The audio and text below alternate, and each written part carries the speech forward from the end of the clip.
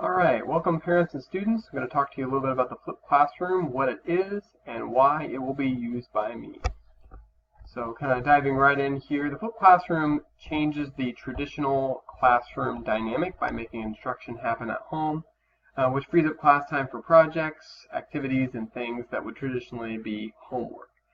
So a lot of teachers, especially teachers that teach complex subjects like calculus, flip their classroom just so the time that students are going to do their homework is when the teacher is present. Now, I don't think that's really the method I'm going to use of why I'm doing it. You'll see that here in a second, but that's one avenue of why teachers do it. So it's usually done through videos, much like what you're seeing right here. Right now it is July. We're about a month away from school starting, and I'm sitting in my living room recording videos. So this is much of what the videos are going to look like in this format. Just a small picture of me, and then you see the slides on here. So teachers are using videos. And either they could be ones like I'm creating my own, or they could be ones that teachers pull off of YouTube. But most of the ones you're going to see are all created by me.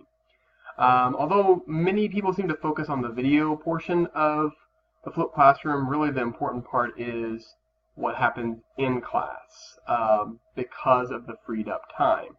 I spent a good portion of my last 2 years in social studies doing a lot of lecturing.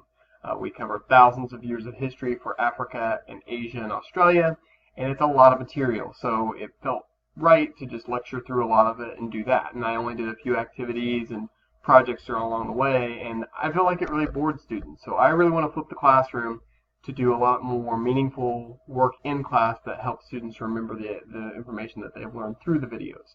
So that's the important part, but it really can't happen without the videos being watched. Many teachers have experienced a lot of success with doing the flipped classroom. I've read one book on the flipped classroom, and I'm currently reading a second book, and I think it's really helped me kind of see the reason why to flip and to give this a really strong go for this entire school year. So as I said already, it's to free up class time for me. That's why I wanted to do it. So that means outside of class, that's where the note-taking is going to happen. There's going to be some questions to have to answer, but I'm hoping, along with the work we do in class, it'll just be more meaningful. This is not an easier method for me. The reason I'm doing it this year, right now I'm taking a course that's allowing me to create all of these videos.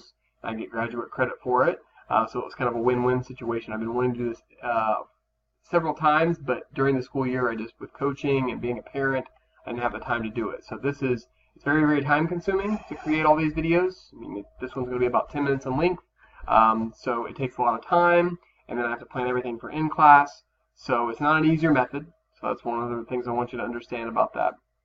It's going to take us some time to get used to this system. Students, bear with me. I hopefully will take several days in class where we'll watch videos together, and I'll show you how I want you to answer questions, how I want you to take notes. So I've tried this once before. I didn't use as many technology components as I'm going to use this time, and I think it's going to help. And I'm just going to have some ways of tracking your performance of what you're watching and what you're not, and that's I think going to help it make it work a little bit better as well. I'm also, like I said, taking graduate credit classes right now, and I plan on analyzing the data and hopefully using that to kind of do some more in-depth study of the flipped classroom and whether it's a system that's going to work and I can sustain that for the next couple of years. So that's all things that are going to be happening and why I'm doing it. How this will work. So you're going to be watching videos at home, much like this one's. I'm using a screencasting software called Screencast-O-Matic. That's what I use to create mine. All these videos are uploaded to my YouTube channel that I will give students access to. But students won't have to really go to YouTube. They're going to be going through something called Edpuzzle. So you're going to see a slide presentation just like this, and then a video of me. I think I'll do that mostly for the layout of them. I can make it just a picture of me, or I can do it just the slides, but I kind of like this layout. You're going to have to watch the entire video, and you're going to have to answer several questions that will be embedded to the videos through Edpuzzle. And they will be graded and put into Harmony. So you'll be able to track your performance through Edpuzzle and then also through Harmony. And it's really important that you watch those, so if you miss something, you have to go back and catch up on that. You will have deadlines for the videos. I'm not going to, say the video is assigned today, it's due tomorrow. You might get videos on a Friday, and you might get 3 of them, and then they are due by the next Friday, where they'll tell you what days we're going to go over which things. So having those all watched by certain deadlines is really going to help as well. But I know we're busy, so I'm not expecting, every night you're going to have a video to watch. I think it's going to be a little bit much. You're also going to get in-class grades, so we'll do things in class. We're going to use some stuff with Quizlet is something we'll use. We're working on vocabulary terms. We'll do projects together. We may have even like worksheet type things to do in class. So those things will all be graded as well, along with tests and quizzes and things like that. My goal is that you will have roughly 3 10-minute videos that need to be watched outside of class for each given week. So 30 minutes of homework a week, which is not much. That's roughly what I've used in the past whenever I have done a traditional layout. And I'll probably talk about this later on, but I want you to watch my videos. There are thousands, probably tens of thousands or hundreds of thousands of social studies videos on YouTube, and they're great. There's a lot of good ones out there, but I need you to watch mine, because those questions are going to be embedded. You got to answer those. If what I teach you through the video doesn't help, you can always use other resources, books, YouTube, come see me at lunch, whatever you need, but watch the videos. Those are a non-negotiable for me. Those have to be done. So a couple of really important points here. You can't just fast forward through the videos. There's going to be questions at certain points. Just saying I'm not going to watch this video because I know all about it might be the case, and maybe in future years I might be able to transition to having some students watch the videos, some don't. But I really think it's going to go poorly for students if they don't watch those. I think there will have to be some instruction still done in class, and I think parents will feel better about that, but it's going to be smaller chunks instead of an entire day of doing instruction. There may just be some days that really we need to hit a concept in class with me kind of doing most of the direction on that. You're not going to need a lot. All you really need is a device to be able to view the videos, being able to log into Edpuzzle or going on to YouTube. If you just want to view the video, I was thinking even some students could view the video on YouTube, like sitting, waiting for the bus or something like that, or not waiting for, basketball practice or pick up from those things.